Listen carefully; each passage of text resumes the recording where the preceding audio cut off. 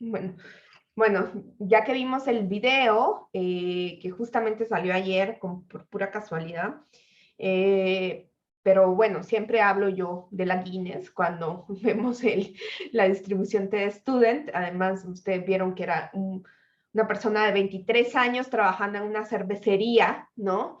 Entonces, ahí quizás ustedes se puedan sentir un poco representados, ¿no? Porque normalmente pensamos que las personas que hacen eh, pues estadística, pues están como lejanas a nosotros o son unos señores, pero no, ahí nosotros teníamos a alguien muy joven trabajando en una cervecería al que le debemos la distribución T, ¿no? Bueno, una de las cosas que nosotros hemos venido haciendo, que hemos venido trabajando con muestras grandes, ¿no? Para hacer nuestras inferencias.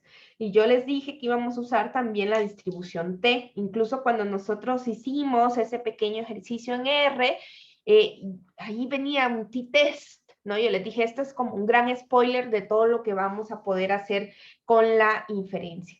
Entonces, lo que nosotros tenemos es que, bueno, nosotros asumíamos que si podíamos hacer esta transformación de los valores que habíamos obtenido de X barra de una muestra posible, si podríamos conocer que estos valores se distribuían como una Z, ¿no?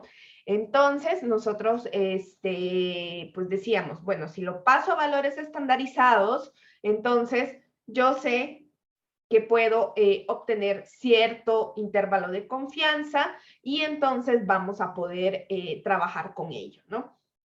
Sin embargo, cuando nosotros tenemos muestras chiquitas, no vamos a poder asumir, por ejemplo, que este valor que nosotros estamos usando como el error estándar, que nosotros dijimos, bueno, si la muestra es grande, nosotros podemos asumir que la S que nosotros encontramos en nuestra muestra es un buen estimador de sigma de la población, ¿no? Entonces, eso lo podíamos hacer porque la muestra es grande. ¿Qué pasa cuando nosotros no tenemos una muestra grande, ¿no? Entonces, este estadístico de prueba que nosotros vamos a utilizar más adelante no va a ser normal, ¿no? Pero casi, ¿no? Entonces, vamos a poder utilizar la distribución T de Student para procedimientos de estimación de las medias poblacionales, pero la distribución T-Student va a tener un elemento más. Como ustedes vieron en el video, se dice que la variabilidad también está en función del tamaño de la muestra. Entonces nosotros en esta distribución vamos a incluir un parámetro más que se llaman los grados de libertad. Los grados de libertad, cuando estemos haciendo inferencia de una sola muestra, van a ser n-1 grados de libertad porque estamos estimando un parámetro, ¿no? Entonces, ¿cuáles son las propiedades de la T-Student? Si ustedes lo vieron en el video, lo que tenemos es que si la T también va a estar centrada en la muestra, a la media, también va a estar, digamos, centrada en la media, tiene una forma de campana de Gauss, un poquito, es simétrica alrededor de cero, pero tiene las colas más pesadas que Z, ¿no? Ahorita todavía no vamos a usar esa fórmula, entonces, Carla, ahorita ya vamos a volver a esto. Entonces, lo que vamos a hacer nosotros es que en la medida en que, y por eso yo les decía, todos los paquetes estadísticos empiezan con un t-test más que con los valores de z. ¿Por qué? Porque en la medida en que n tiende al infinito, ¿no? Entre n se vuelve más grande, la distribución t-student se va a ir pareciendo a una distribución z, ¿no? Entonces, vamos a poder utilizarlo de manera indistinta la Z y la T de student cuando tenemos muestras grandes. Pero pues la T va a ser más precisa cuando tenemos muestras chiquitas, ¿no? Y como bien decían ahí, o sea, ustedes imagínense, capaz en ciencias sociales nosotros tenemos como mucho más chance de tener a veces algunas muestras más grandes. Ustedes revisan, por ejemplo, todos los datos de INEGI, vamos a encontrar muestras bastante grandes, ¿no? pero piensen en los experimentos que son muy costosos, probablemente van a usar muestras más chiquitas, los experimentos clínicos van a usar muestras mucho más chiquititas porque pues son análisis más especializados, ¿no? Entonces, la idea es que ustedes vean esta Z y la vean así, ¿no? Entonces, sí, ¿no? ¿Cómo vamos a utilizar, por ejemplo, si nosotros queremos establecer intervalos de confianza? Y hoy, Carla, esta sí, guárdala bien porque la otra la vamos a ver después, cuando veamos prueba de hipótesis la siguiente semana. Entonces, si nosotros vamos a querer estimar un intervalo de confianza y tenemos una muestra chiquitita, lo vamos a hacer muy parecido que con la distribución Z. No más que fíjense, nuestro error estándar sigue siendo el mismo. Lo que está cambiando es este valor de acá, ¿no? Z ya no va a ser, o sea, ya no vamos a usar Z, sino que la distribución de probabilidad va a ser T, ¿no? Entonces, ¿por qué? Porque tenemos una muestra chiquita, ¿no?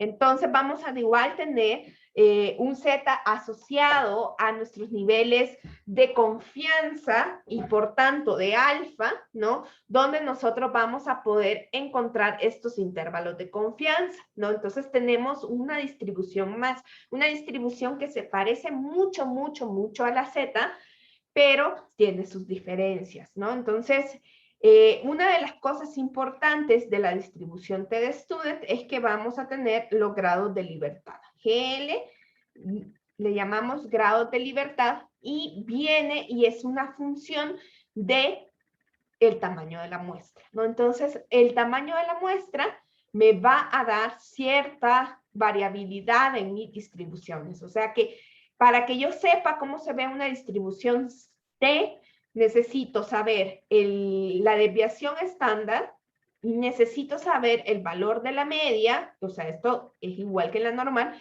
pero además necesito saber el tamaño de la muestra.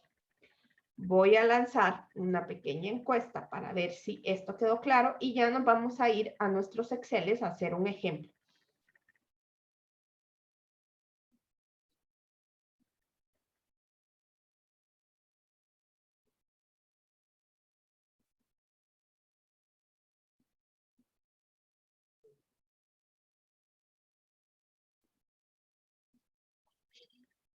Ahí está. Qué buena votación. Les voy a poner videos de cerveza más seguido. Entonces,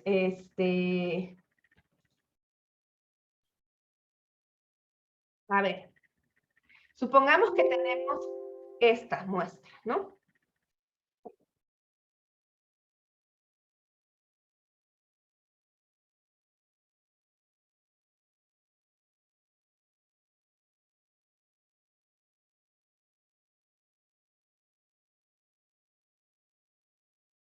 Hay alguien me muteó. Vamos a hacer esto, ¿no? Voy a agregar, ¿están viendo mi Excel? Sí. Sí, Pi. Bien. Entonces vamos a ver, ¿no? Si yo tengo estos datos de acá, ¿no? Supongamos que yo tengo 17, 31, 12, 17, 13 y 25. Pensemos que son las edades de un grupo de personas, ¿no?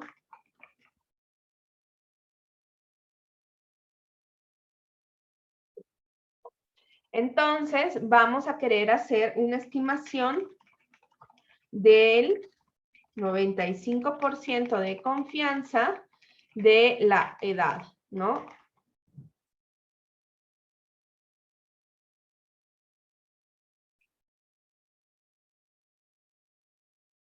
Entonces, vamos a hacer todos los cálculos, ¿no?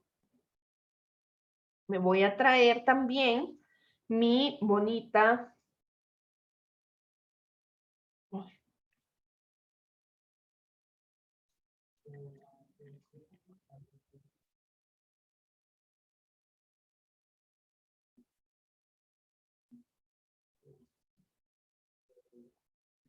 Ay, miren, ¿por qué se pegó así de raro?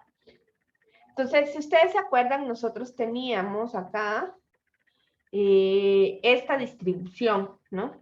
Teníamos en esta otra, teníamos dos Exceles, uno donde estaban nuestras distribuciones, donde trabajamos con la distribución binomial y la distribución normal. Ahí también viene la distribución de T, ¿no? La distribución de T, acá también les puse los dibujitos donde se ve que las curvas de distribución para T son diferentes según los grados de libertad. Los grados de libertad ustedes los van a encontrar más o menos, los van a encontrar como GL de grados de libertad. Los van a encontrar como DF, Degrees of Freedom, o sea, los grados de libertad. Le voy a poner acá un comentario, puede ser, a veces los ponen como B, a veces como GL, grados de libertad en los textos, o si no, o DF, por ejemplo, Mendelhall, que no hace demasiadas traducciones, a veces pone algunos elementos en inglés, Degrees of Freedom, así lo van a encontrar a lo largo de muchos textos y muchas calculadoras, ¿no? Entonces, los grados de libertad, aquí por ejemplo están representados con B, en esta con V, y también entonces vamos a tener de nuevo, vamos a tener una función de probabilidad que dados ciertos valores de T, me va a dar una probabilidad acumulada, y de nuevo vamos a tener una función inversa a la que yo le doy ciertos valores de probabilidad, y estos valores me dan ciertos valores de T. Veamos, por ejemplo, vean ustedes cómo en la distribución de T, si ustedes ven, si yo le quiero dar este de 0.05 en las dos colas con 120 grados de libertad, me queda 1.97, ¿no? ¿Se acuerdan que con la Z era 1.95, ¿no? 1.96, o sea, es un valor muy parecido. En la medida en que yo voy aumentando los grados de libertad, este valor de T, de tablas, valor crítico, va a ser mucho más grande. Miren, si yo le pongo 200, ya se va a ir pareciendo aún más a la normal. Si yo le pongo 250, si yo le pongo 1000, o sea que para muestras muy grandes, ya la diferencia cada vez va siendo más chiquita con respecto a los valores de Z, ¿no? Entonces, en muchas ocasiones, por esto, los mismos paquetes estadísticos van a empezar directamente con la distribución de T, porque la distribución de T va a funcionar igual para muestras chiquitas y también, mientras se haga más grande, pues se va a ir pareciendo aún más a los valores de Z, ¿no? Entonces, nosotros vamos a utilizar estas distribuciones de esta manera. Entonces, vamos a ver, no, tengo yo aquí mis datos, 17, 31, 12, 17, 13, 25, ¿no? Entonces voy a hacer mi promedio.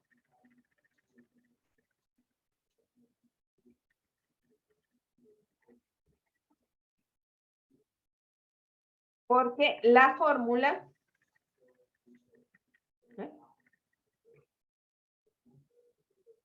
Es que tomaste hasta el A12 y es hasta el A11. Ahí está mi promedio. Me voy a traer la otra aquí completa para que se vea mejor lo que vamos a hacer. Entonces, yo sé que, de nuevo, mi estimador es X barra, ¿no?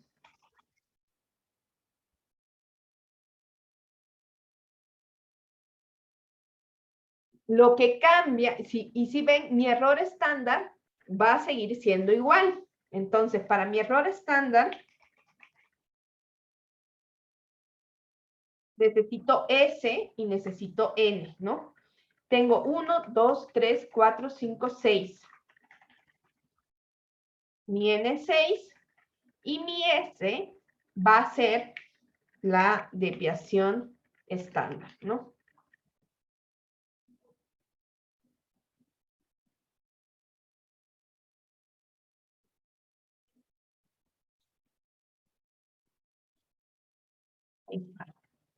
Entonces, mi error estándar es mi valor de S entre la raíz de la... Ahí lo tilde. De L, ¿no? Ese es mi error estándar. Es 3.01. Entonces, yo sé que este error estándar lo tengo que multiplicar por un valor asociado a una probabilidad, que esa probabilidad está asociada al nivel de confiabilidad con el que yo quiero decir las cosas, ¿no? Entonces, vamos a encontrar los valores de T, ¿no? Si ahorita nos dijeron que era una estimación del 95% de confianza. Entonces, yo o tengo de dos, ¿no? Digo, 95% de confianza significa que mis dos colas me suman 0.05, ¿no? Entonces, y yo pongo los grados de libertad, que es n-1. Si ustedes ven, el valor es mucho más grande, ¿no? Si yo hiciera esto con la distribución Z, aquí hubiera puesto 1.95 porque ese valor estaba asociado a 0.05.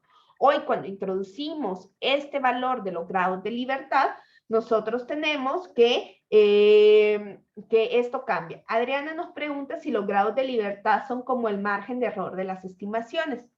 No necesariamente.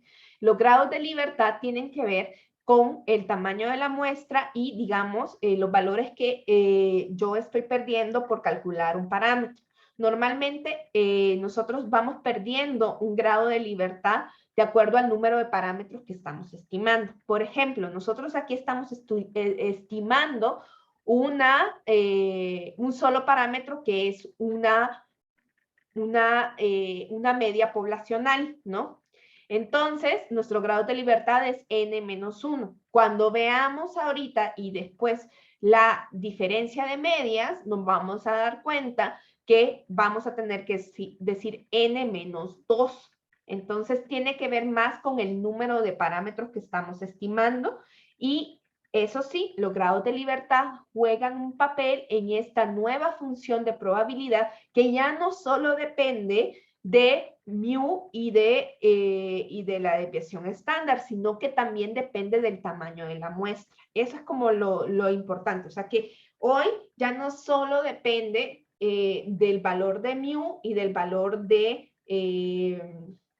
y del valor de la desviación estándar, que eso nos permitía a nosotros crear una distribución estándar centrada en 0 con una desviación estándar de 1 y eso nos permitía a nosotros usar la Z y no teníamos que poner muchas más cosas. Pero hoy hay una nueva variable que está determinando los valores de nuestra distribución, que son los grados de libertad. Entonces, tanto para la inversa como para la distribución donde yo le estoy pidiendo ciertos valores, si yo le doy valores de T, me regresa probabilidades acumuladas, o bien si yo estoy usando la inversa, donde yo le doy probabilidades y me está regresando valores de T, entonces acá, si ustedes ven, tenemos una nueva columna que hace referencia a esos grados de libertad.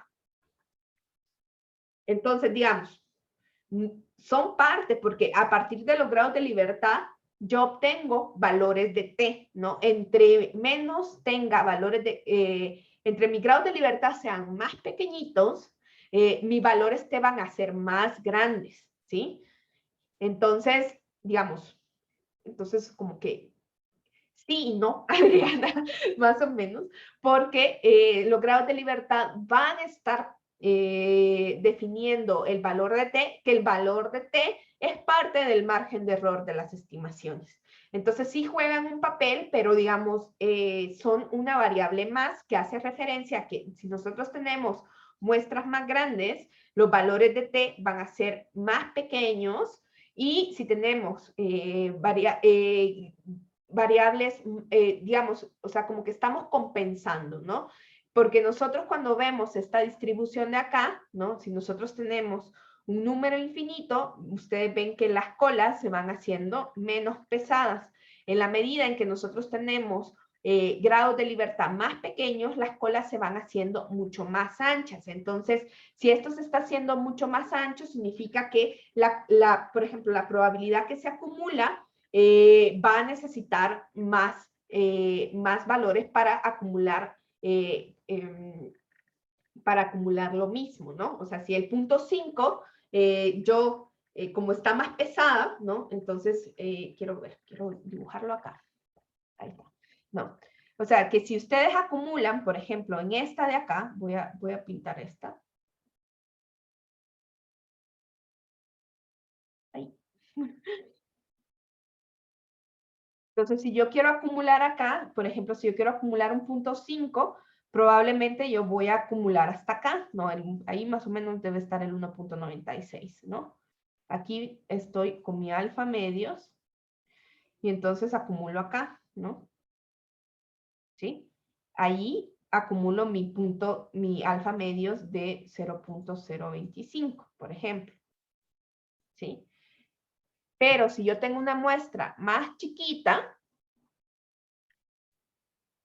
entonces voy a acumular, por ejemplo, en la negrita, ¿no? Entonces, aquí, como es más gordita de este lado, entonces no necesito acumular hasta el 1.96, seguramente voy a acumular más, o sea, como esto está más ancho, tengo la misma área, pero estoy haciendo referencia a un valor más alto porque la cola es más alta, ¿no? Entonces yo necesito, acumulo la misma área con un valor de T más alto. Voy a lanzar una encuesta para ver si esto quedó claro.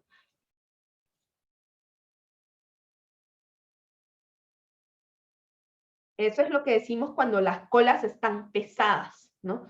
Es que son más altitas, ¿no?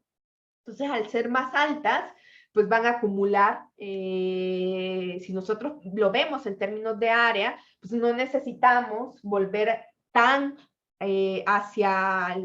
vamos a cada vez necesitar menos en la medida en que son más altas, porque vamos a ir acumulando más.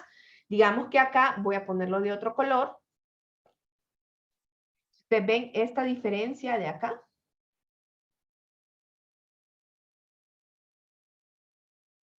Esto es algo que yo no estaría acumulando con una distribución que tiene unos grados de libertad más grandes, un tamaño de la muestra más grande.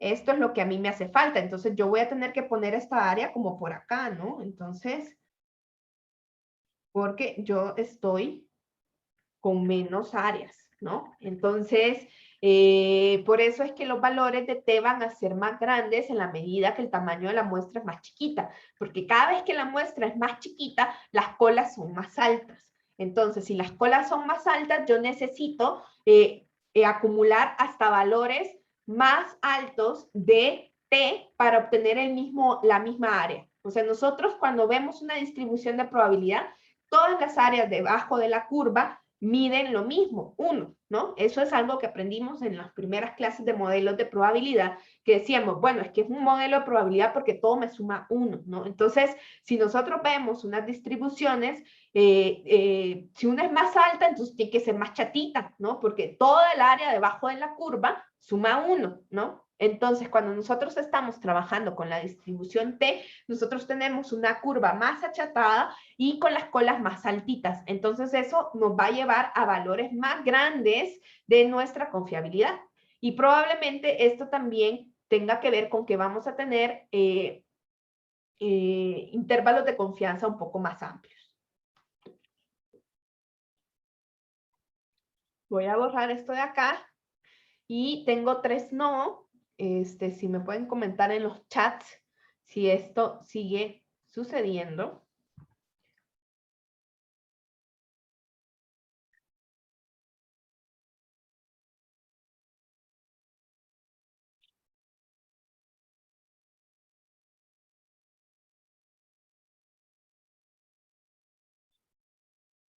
¿No? Estos 3 no. ¿Qué ondas, muchachos? Bien. Entonces, vamos a hacer el ejemplo. Tal vez con el ejemplo y luego después del ejemplo lanzo de nuevo una encuesta para ver qué ondas. Entonces, ya comentan, Ana, ¿qué? que nos comentan que lo que no se entendió, bueno, alguien no entendió, es lo de las áreas que son iguales y que las colas sean pesadas. Pues las áreas son los niveles de probabilidad, ¿no? Entonces, si yo quiero hacer un intervalo de confianza del punto 95, pues lo que voy a tener es un área, un espacio que haga representación de alfa igual a 0.05, ¿no? Entonces, eso no cambia, o sea, las probabilidades no cambian. Si yo digo 95%, un intervalo de 95% se sigue manteniendo que mi alfa es de 0.05, ¿no? Eso no cambia. Lo que cambia es el valor que está asociado a esas alfas, ¿no? Porque van a ser mayores porque las colas son más pesadas, son más altas, ¿no? Acá se ve claramente, ¿no? Entonces, al hacer más altas, ¿no? Pues ustedes necesitan, para tener la misma área, pues no necesitan acumular hasta un valor más pequeño, ¿no?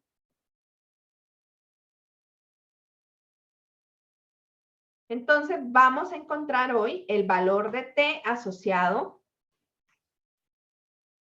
a alfa medios, ¿no? Quiero ver si puedo poner el valor acá.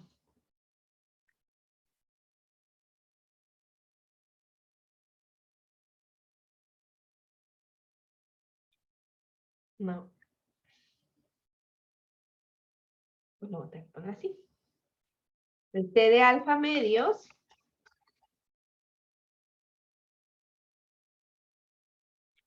entonces decíamos que yo digo, tengo dos puntos, puedo o verlo desde cada una de las colitas y decir que yo tengo mi alfa medios en una colita, por ejemplo, punto 25, me da menos, y poner mi grado de libertad, que es n menos 1 en este caso, ¿no?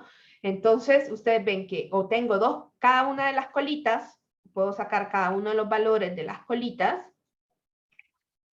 me da 2.57 o puedo utilizar ya esta parte de acá que a mí me da justamente los valores que hacen referencia al 2.57, ¿no? Entonces acá, digamos, este procedimiento lo divide en los dos. Si ustedes ven las fórmulas, son ligeramente diferentes. Esta es una fórmula especial que directamente nos saca las dos colitas, que se llama la inversa de t, de dos colitas, ¿no? Entonces le damos la probabilidad y los grados de libertad y a partir de eso nos da los dos valores asociados a las dos colitas, o bien nosotros tenemos que podemos poner únicamente una colita y pues vamos a tener las probabilidades asociadas a estas, ¿no?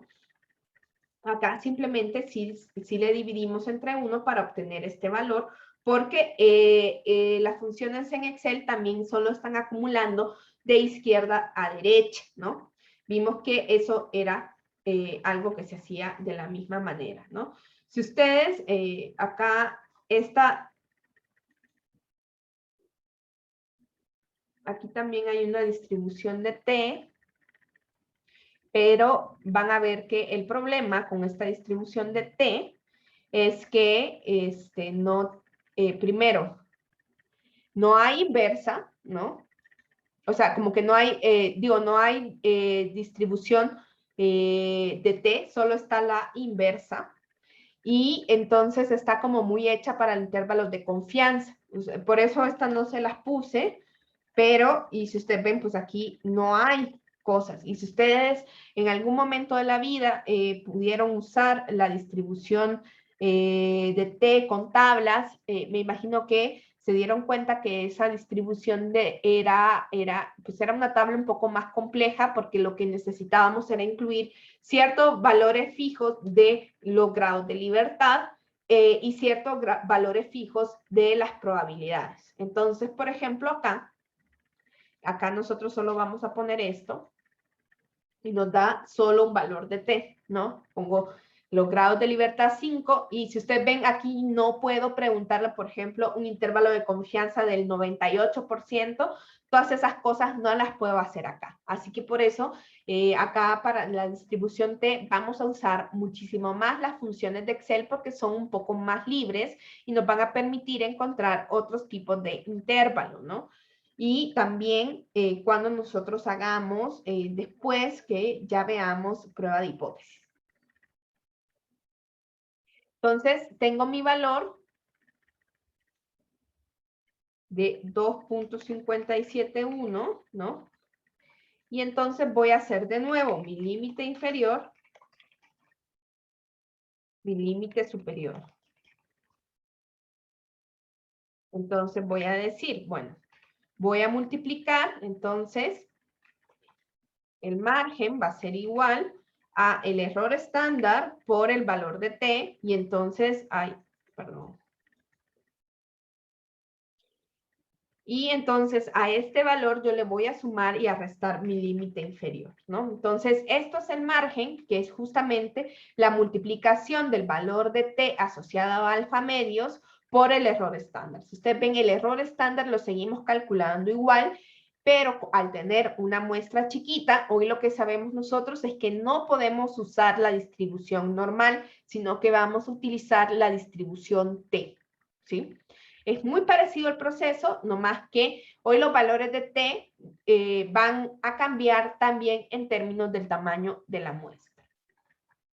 Entonces, voy a poner esto para que se vean más. Ahí están. Y voy a hacer mi límite inferior, que es mi estimador, menos ese margen. Y mi límite superior, que es igual a mi estimador, más ese margen. Entonces, yo voy a decir de nuevo, empiezo con el nivel de confianza. Con un 95% de confianza, se puede afirmar que las edades, que el promedio de las edades en la población, o sea, ¿dónde está mi parámetro?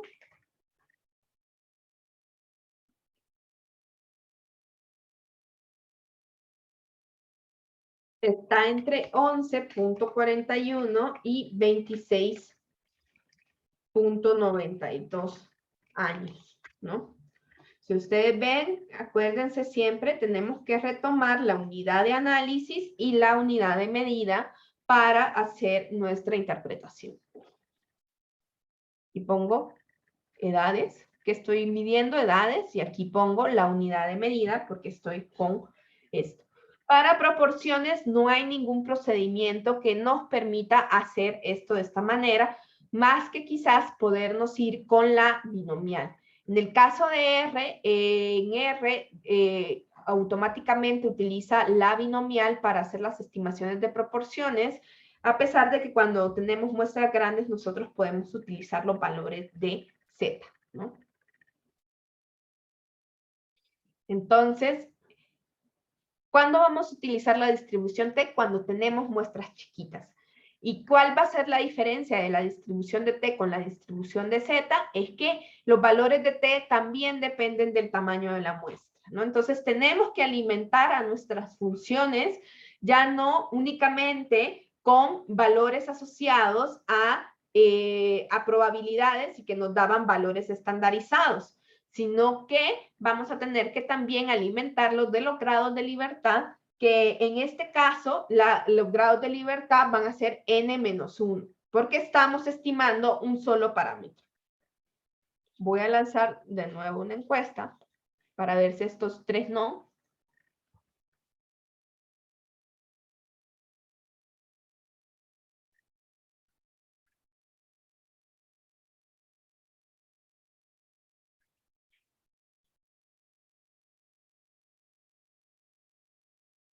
Entonces, si ustedes ven el procedimiento, es bastante sencillo, ¿no? Se lo debemos al muchacho Gosset, de 23 años, trabajando en la Guinness.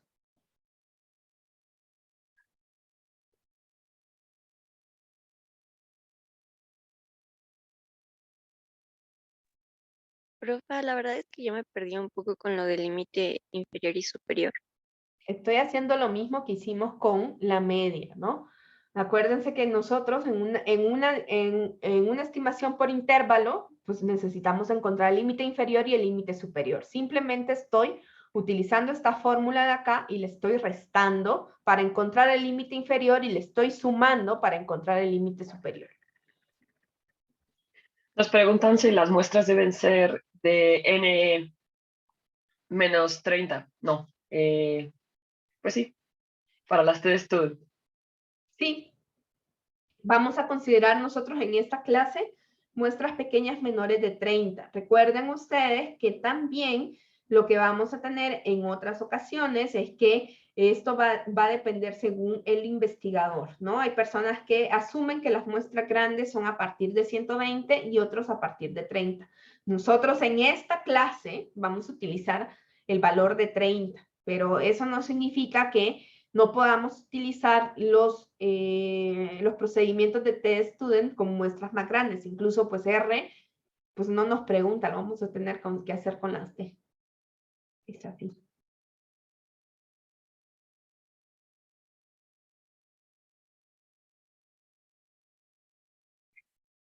Entonces, este margen, que es lo que multiplicamos, es esto de acá.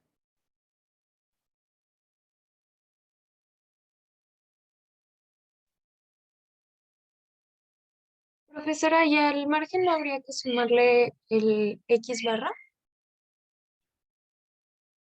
Le sumo y le resto, por eso encuentro el límite inferior y el límite superior. Ok, sí, gracias. Uh-huh. Esto no es suma y resta.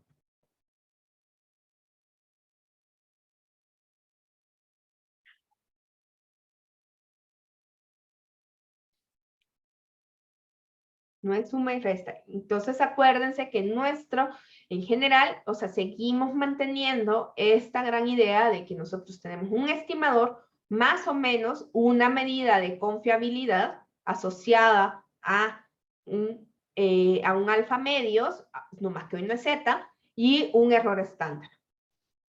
O sea, la lógica sigue siendo exactamente la misma.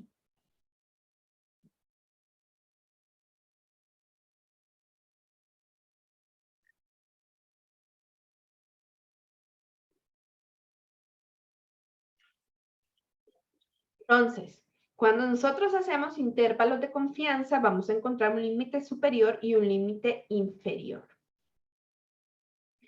Entonces van a decir, ay, esto ya se complicó. Espero que no cunda el pánico. Les hice un pequeño proceso, ¿no? Que creo que está malo, pero ustedes lo podrán mejorar, ¿no? Entonces, si estamos haciendo estimaciones de una sola media, lo primero que tenemos que preguntarnos es si la distribución es normal. Acuérdense que si nosotros, ¿se acuerdan la primera vez que hicimos estimaciones? Decíamos que en las condiciones más ideales, cuando nosotros sabemos que la población de origen es normal, no necesitamos usar T, porque nosotros ya sabemos si tenemos certeza y conocemos la sigma, no necesitamos usar T. El problema es cuando no conocemos sigma, ¿no? Cuando no conocemos la varianza poblacional, ¿no? Entonces, si no conocemos la varianza poblacional, entonces, si esta es conocida, entonces vamos a usar Z, ¿no? Si sabemos que es normal y que es conocida, vamos a usar Z, ¿no? Si no conocemos sigma y la distribución no es normal, entonces vamos a tener que decir, bueno, tengo una condición donde no conozco sigma, no sé si porque como estoy investigando una población que no conozco, no sé la forma de la distribución de la población. Yo puedo ver la de la muestra, pero la de la población no la puedo ver. Entonces, digo, no sé si la distribución es normal. Entonces, al yo no saber qué tipo de distribución tiene la población, entonces yo digo, bueno, no sé si la distribución es normal y no conozco sigma, que es una condición más real que la que nosotros tenemos, entonces vamos a tener que tomar una decisión de cómo vamos a hacer esta estimación tomando en cuenta el tamaño de la muestra, ¿no? Si nosotros tenemos muestras grandes, vamos a usar Z, ¿no? Y vamos a usar el error estándar donde S se va a aproximar al valor de sigma, ¿no? Y entonces ya vamos a hacer nuestra estimación, que va a ser X barra más o menos el margen de error, ¿no? Y acá, si tenemos muestras chiquitas y no es mayor que 30, entonces vamos a usar la distribución T de student y vamos a usar el mismo error estándar, no más que nosotros vamos a saber que para T, esta T va a estar en términos de los grados de libertad, que en este caso van a ser n-1. Ustedes pueden modificar este pequeño como proceso, ¿no? Yo lo hice, probablemente puede ser más perfectible, ya se lo voy a mandar al WhatsApp. Y ustedes pueden decir, entonces tengo que ir tomando decisiones de acuerdo a la información que yo tengo. En una condición donde ustedes sepan que la distribución de la población que están estudiando es normal y conozcan sigma, independientemente del tamaño de la muestra, ustedes van a poder utilizar la distribución normal para hacer sus estimaciones. Estas condiciones son poco probables de obtenerse en la vida cotidiana, ¿no? Porque normalmente si yo quiero estudiar la población es porque no sé cómo está, ¿no? Entonces no voy a tener los valores de sigma y no voy a saber si es normal o no. Entonces, casi siempre nos manejamos entre que no conocemos sigma y no sabemos si la distribución es normal o no. Si la distribución no es normal de origen o no sabemos qué tipo es, nosotros sabemos que por el teorema del límite central, nosotros podemos utilizar Z, pero el teorema del límite central nos decía que esta aproximación era mejor en la medida en que las muestras eran más grandes. Entonces, vamos a utilizarlo nomás para las muestras grandes, ¿no? Y entonces, luego, si la muestra es chiquita, vamos a usar T. Voy a lanzar una encuestita para ver si con esto queda un poquito más claro. Y nos vamos a ir a un pequeño receso de 10 minutos.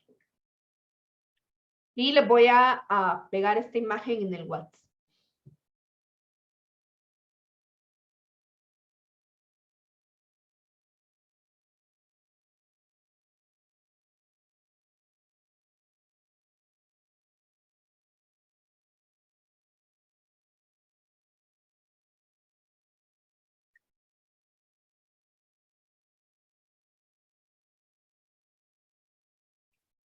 Y listo. Entonces vamos a venir y vamos a hacer otro ejemplo y vamos a empezar a hablar de qué pasa cuando ya no solo queremos estimar una media, sino dos medias al mismo tiempo. Entonces vamos a ir complicando esto, pero siempre vamos a ir haciendo nuestros pequeños. Ustedes pueden pensar también en un proceso para por ejemplo, la proporción. En general, en la proporción nosotros sabemos que, por ejemplo, tendríamos que incluir esta condición de NP, de N por P y N por Q mayor que 5, ¿no? Para poder usar Z. Si no, no estimen, ¿no? Vamos a necesitar una opción de no estimen para muestras chiquitas o para o cuando no se cumple la condición de N por P. Entonces, piensen cómo ustedes harían un proceso para la proporción. Es muy probable que quizás en alguna guía se los pida, ¿no? Listo. Entonces, en lo que terminan, volvemos a las 10:15. Voy a ponerles la musiquita y vamos a hacer otro ejemplo cuando vengamos.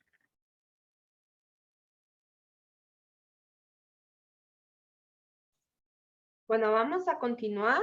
Entonces, lo que tenemos, si ustedes se van por ahí, mientras estábamos en receso, en nuestra, si están viendo el Excel, ¿no? Entonces hice un sorteo entre nosotros 27 para ver, para seleccionar una muestra de 7 personas de nosotros y estimar, hacer este ejercicio, pero hoy con nuestros datos, ¿no? Entonces, para los que se están poniendo acá los nombres, entonces necesitamos que nos pongan sus edades, ¿no? ¿Cómo hice esto? Hay una función que se llama aleatorio entre, y ustedes pueden elegir, por ejemplo, acá nosotros éramos 27, seleccionar un número al azar, ¿no?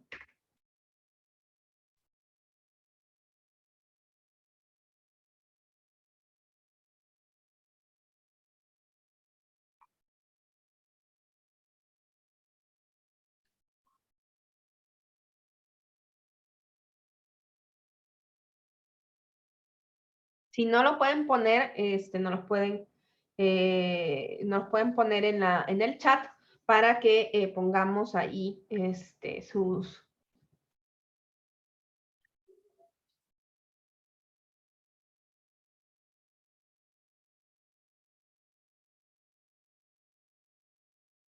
sus edades.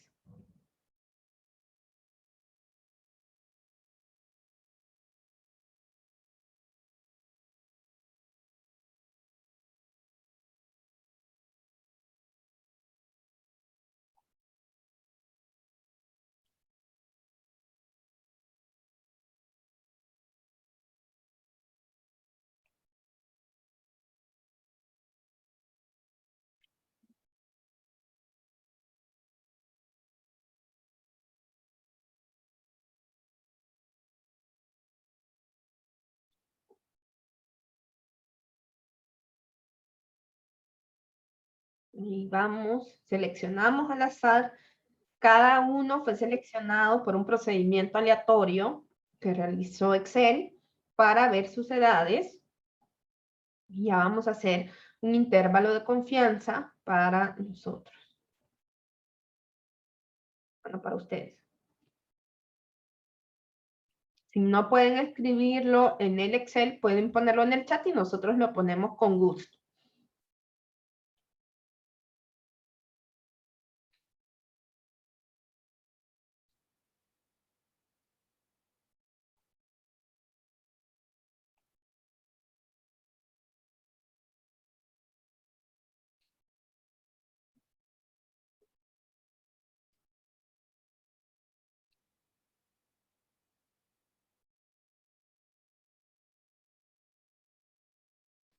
¿Por qué todos son tan jóvenes en esta muestra? Pero mira, un año más y son capaces de tener la edad de Gosset, que se inventó la distribución T-Student a los 23 años. Entonces, ahí está. Vamos a sacar entonces, lo primero que necesitamos es el estimador. X barra es siempre el mejor estimador de mu, ¿no? Entonces vamos a sacar el promedio de todos ustedes, de sus edades. Ahí está. Y vamos a sacar la desviación estándar.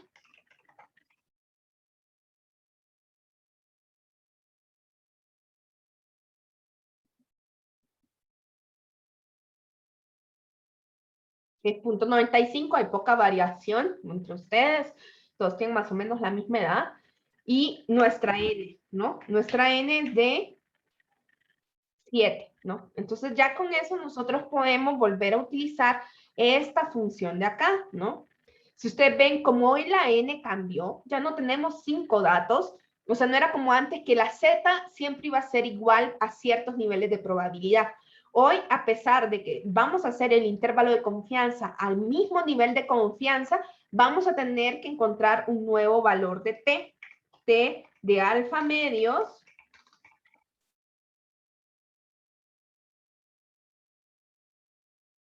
Entonces, vamos a tener que buscar nuestro alfa es igual a 0.05.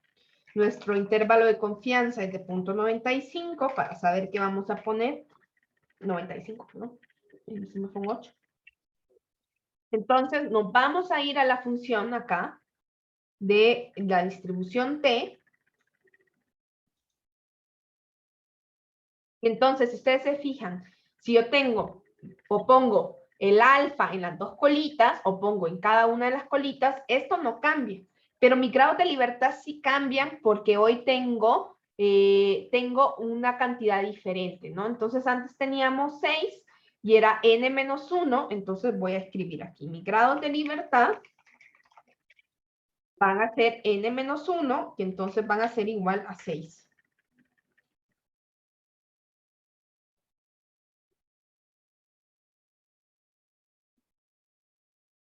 Entonces, yo aquí, en lugar de ponerle 5, le voy a poner 6. Y voy a ver cómo cambia ese valor. Ustedes ven, cambió el valor, porque esos valores hoy también dependen del tamaño de la muestra. Entonces, me voy a llevar este para acá. Voy a decir que entonces mi T es este valor. Y hoy de nuevo voy a calcular, ¿no? Entonces, yo voy a decir, bueno, voy a tener mi error estándar. Se calcula igual, ¿no? Acuérdense que mi error estándar era igual a la desviación estándar entre la raíz del n, ¿no? Ahí está. Ese es mi error estándar. Y ya hoy voy a poder encontrar entonces mi límite inferior, o sea, voy a poder encontrar mi margen o lo que sumo y resto, va a ser igual al error estándar por el valor de t, ¿no? Estoy haciendo justamente esta multiplicación de acá, ¿no? Y entonces hoy voy a calcular mi límite inferior, que es igual a mi estimador menos mi margen. Entonces mi estimador sigue siendo x barra menos mi margen y mi límite superior es mi estimador más mi margen. Entonces, yo puedo decir con un 95% de confianza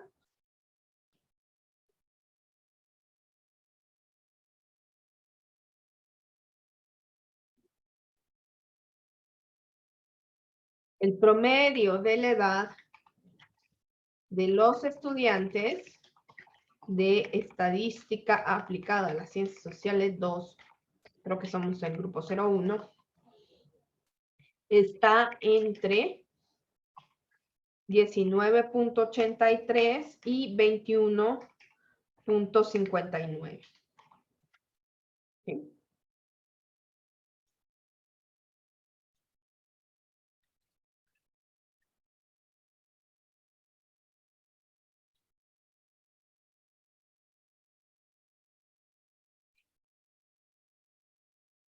Ahí está. Voy a lanzar una encuesta para ver si esto quedó claro.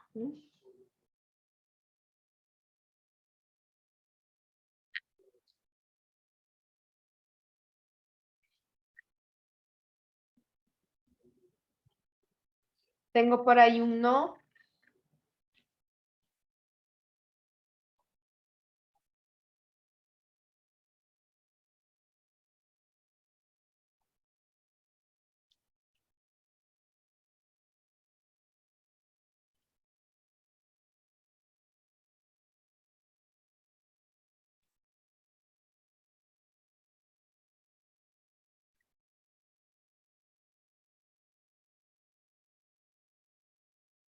No. No, porque si usas todo el salón, ese será el valor poblacional. No va a ser una muestra. Y si estás usando a todo el salón y ya no es una muestra, no tendrías por qué usar Z. Adriana. Adriana nos pregunta que si en teoría debería salir ese mismo resultado con todo el salón y usando Z. No, porque yo estoy diciendo, estoy dando un intervalo donde yo puedo afirmar con 95% de confianza que entre esos valores está el valor de mi parámetro, ¿no?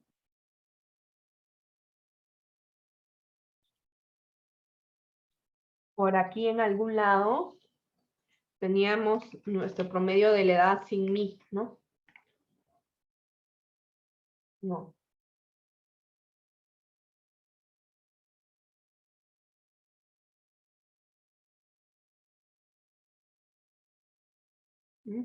No.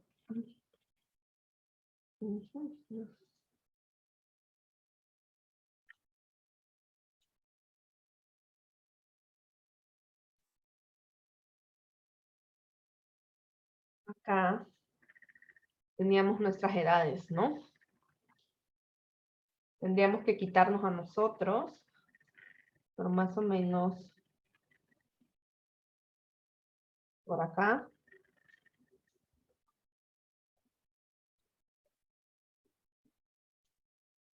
La media es 20.84. Entonces nosotros,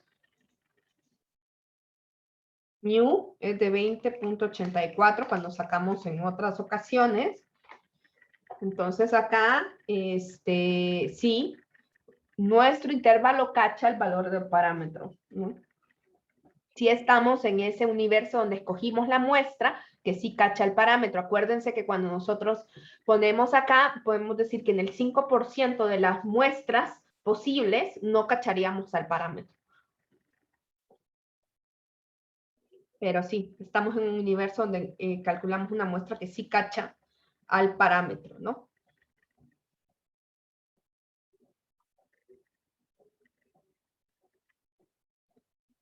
porque en este caso nosotros podemos encontrar el valor de mu porque tenemos los valores de toda la población, ¿no? Podremos tener un censo. Pero normalmente cuando nosotros hacemos inferencia, lo que pasa es que no tenemos acceso a la información de la población y por tanto calculamos, seleccionamos una muestra para poder hacer inferencias sobre esa población. No sé, Adriana, si ya con esto te quedó más claro. Sí, gracias. Uh-huh.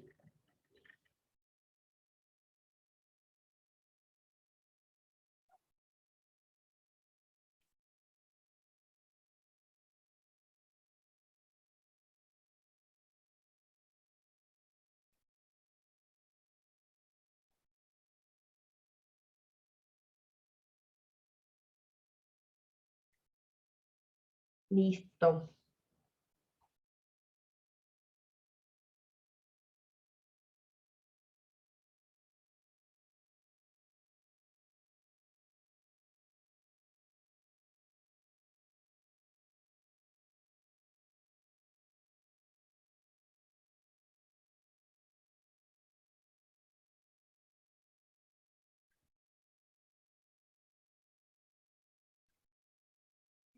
Bien.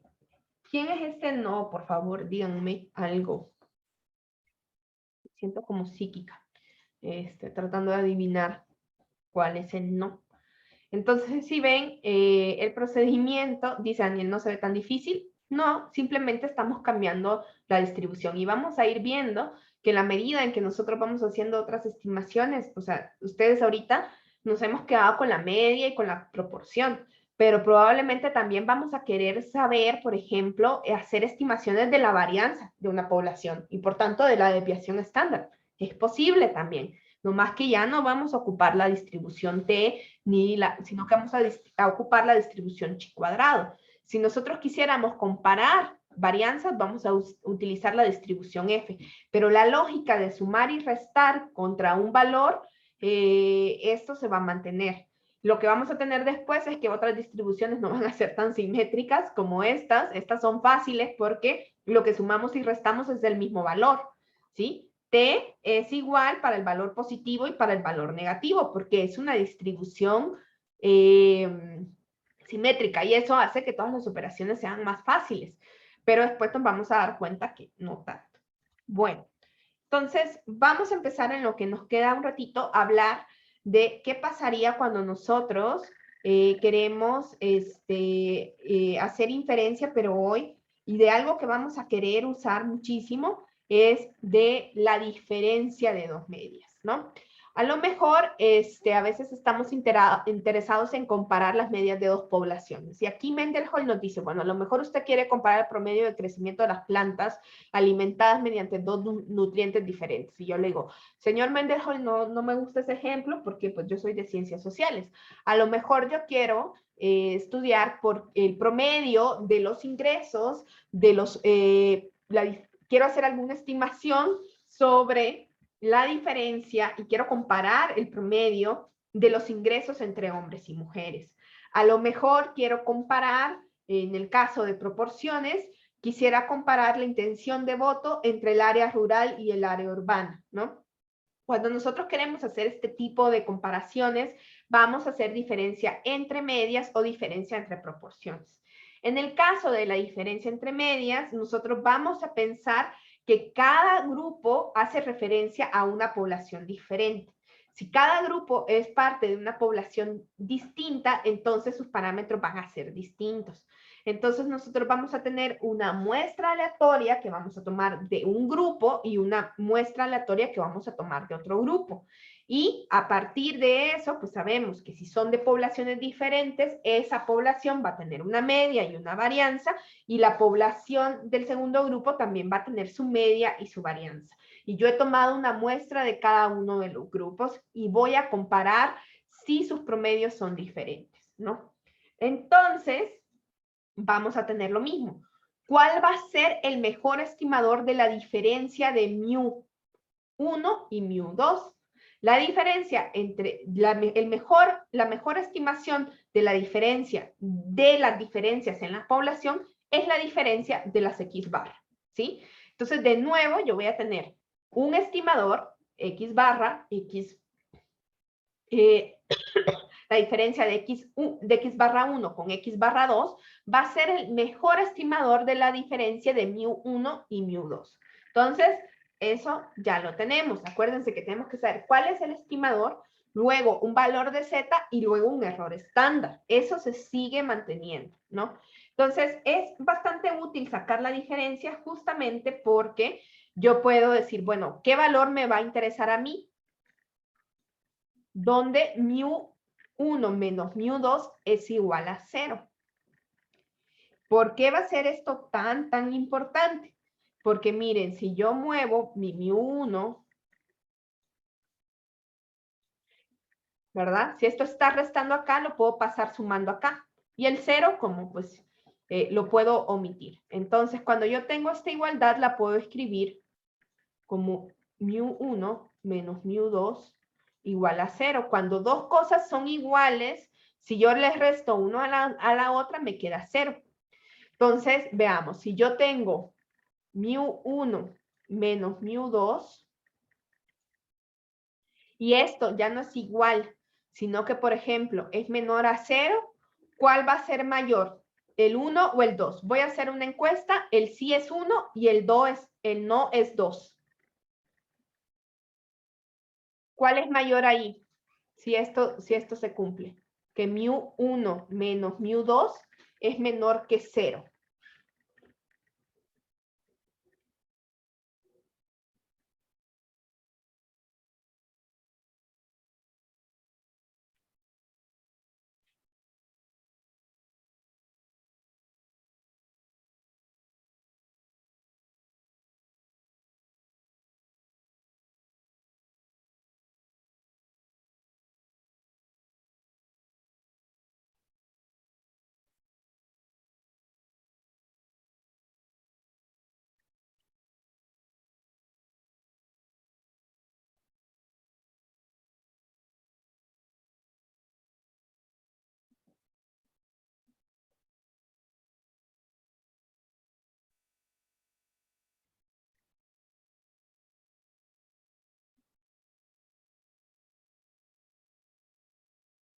Ahí está, me faltan un par de votos, lo siguen pensando.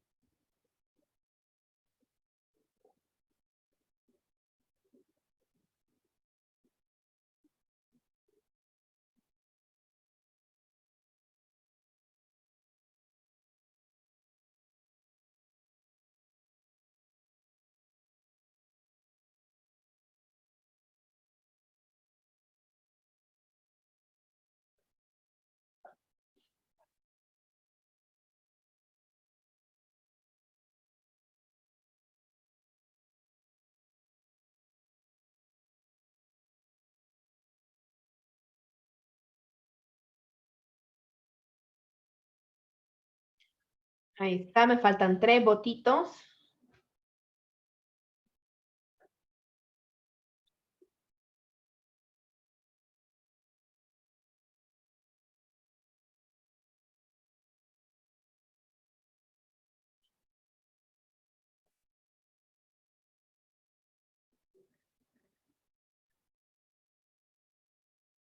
¿Cuál es mayor?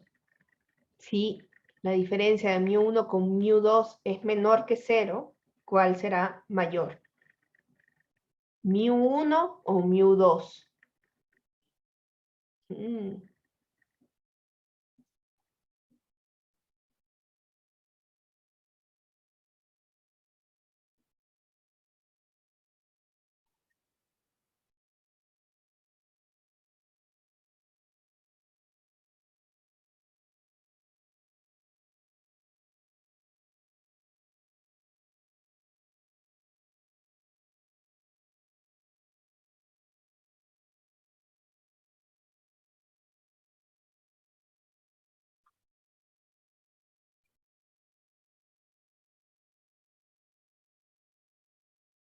Me faltan 2 votos. Vamos a cerrar, que ya pasó bastante tiempo. Y vamos a compartir los resultados. Entonces, la mayor parte dijo de que era mayor mu1 que mu2. Veamos, matemáticamente yo podría pasar mu1. Si esto está restando acá, lo puedo pasar sumando acá. ¿Cuál va a ser mayor? mu2. Así que 10 personas lo contestaron de manera correcta, pero la mayoría lo contestó de manera incorrecta. Entonces, es un poquito para que ustedes se vayan acomodando a esto, porque hoy de aquí en adelante va a ser bien importante entonces cómo vamos a definir a nuestro grupo 1 y a nuestro grupo 2, porque de eso también va a depender cómo nosotros interpretemos nuestros resultados. Entonces, si yo digo que esta diferencia es menor que 0, ¿no? Entonces significa que lo que resté es mucho más grande, tanto que me quedó el símbolo negativo, ¿no? Entonces, eso es que mu2 es mayor que mu1. Voy a tener diferencias negativas. Si yo tengo mu1 menos mu2, uy, qué feo me quedó esto, mayor que 0, voy a borrar, pensé que esto me quedó bien horrible.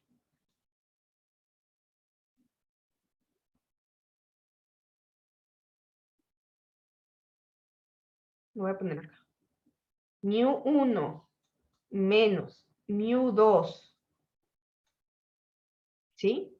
Si esto es mayor que 0, entonces significa que lo que resté no es lo suficientemente grande como para que se vuelva negativo. La diferencia sigue siendo positivo.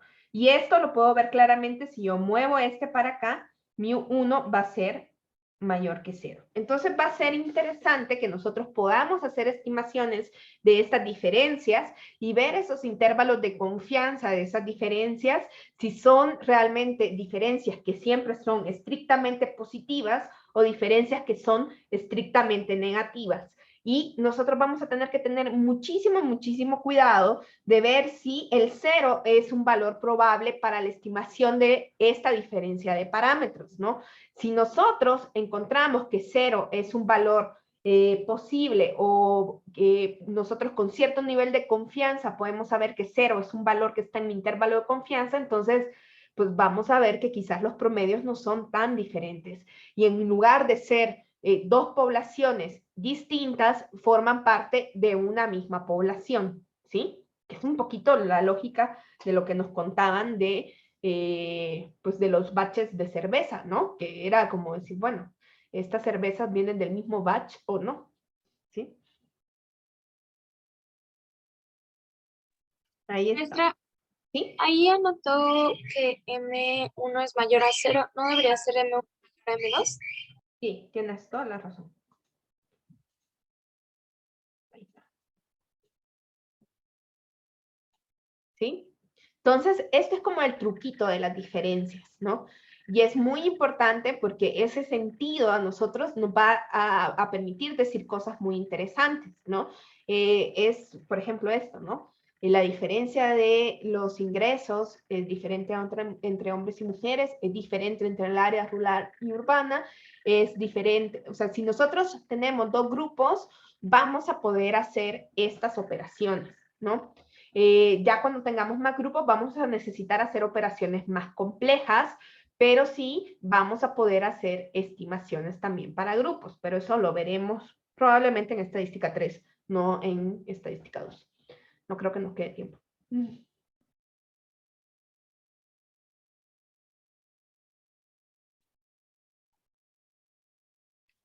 Listo. Entonces, antes, para que no se asusten, ¿no? Cuando nosotros tenemos muestras grandes, este va a ser el error. Si conocemos sigmas, este es el error estándar, ¿sí? Si ustedes ven, aquí están las sigmitas, ¿no? Si no conocemos el error estándar y tenemos muestras grandes, nuestro error estándar va a ser de este modo, ¿sí? O sea que estamos sopesando un poquito. El error estándar nosotros sabemos que tiene que ver con las sigmas entre la raíz de n, ¿no? Entonces, si vemos aquí tenemos la raíz de n, pero arriba van, pues, o sea, tenemos que hacer una suma sopesada por el tamaño de las muestras de nuestras varianzas, ¿no? Aquí estamos como haciendo esta suma y le sacamos la raíz. Entonces, de nuevo, vamos a volver a tener nuestro estimador, más o menos, en este caso, porque estamos hablando para muestras grandes, ya vamos a ver la complicación para muestras chiquitas. Para muestras grandes vamos a tener este error estándar. Si nosotros conocemos que es una distribución normal y conocemos sigma, vamos a utilizar sigma. Si tenemos sigma, vamos a utilizar sigma siempre. Si nosotros tenemos una muestra grande, entonces, y no conocemos los valores de sigma, vamos a usar esta fórmula para encontrar hoy nuestro nuevo gran valor, nuestro nuevo error estándar, ¿no? Entonces, una vez que nosotros podamos encontrar nuestro error estándar o estándar error, lo pueden poner EESE, estándar error, error muestral, también lo van a encontrar. Entonces, lo que va cambiando, si ustedes ven, ya tenemos nuestro estimador. X barra 1 menos X barra 2 es nuestro mejor estimador de mu1 menos mu2. Más o menos, le vamos a tener que sumar un valor de Z y la desviación estándar, ¿no? Entonces, si ustedes lo ven así, vamos a poderlo tener de esta manera, ¿no? Si nosotros estamos haciendo el margen de error en general, donde solo nos dicen calcule el margen de error, nosotros sabemos que eso hace referencia a un error del 5% y que por tanto vamos a usar el 1.96, porque aquí ya volvemos a utilizar Z, ¿sí? Y para cualquier intervalo de confianza vamos a tener Z, ¿sí? Entonces, así es como nosotros vamos a hacer el día viernes un par de ejercicios sobre la estimación. Vamos a tener nuestro intervalo de confianza y vamos a calcular los márgenes de error para dos poblaciones. Y luego vamos a ver el caso para comparar muestras en distribuciones chiquitas, ¿sí? En muestras chiquitas, perdón, no distribuciones. Entonces, vamos a hacer estos ejemplos ya en la siguiente clase porque hoy no nos queda chance. Y nos vemos entonces el día viernes, ¿no? Porque no nos va a alcanzar el tiempo para hacer esto. Listo. ¿Alguna duda? Entonces, si ustedes ven, es, de nuevo, estimador, mi valor de probabilidad y mi error estándar. Eso se sigue manteniendo. O sea, nomás vamos cambiando las cosas dependiendo del caso.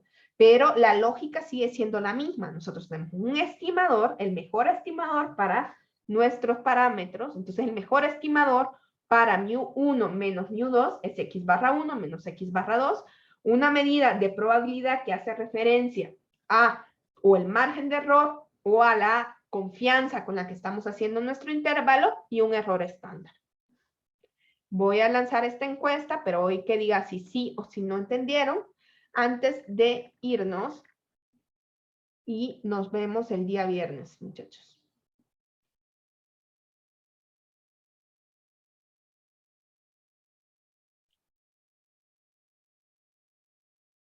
Por ahí tengo un no.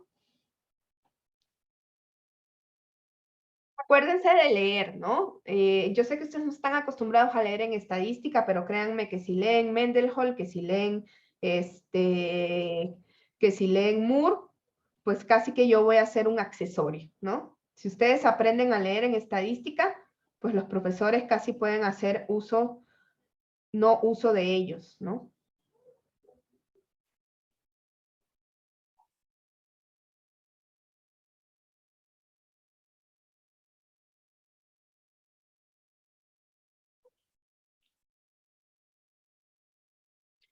Listo, entonces, si estos no nos quieren decir un poquito.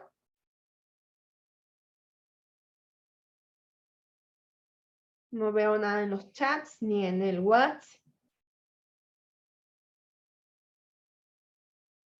Listo, entonces nos vemos el día viernes. Bye. Adiós. Bye, gracias. Gracias, profe.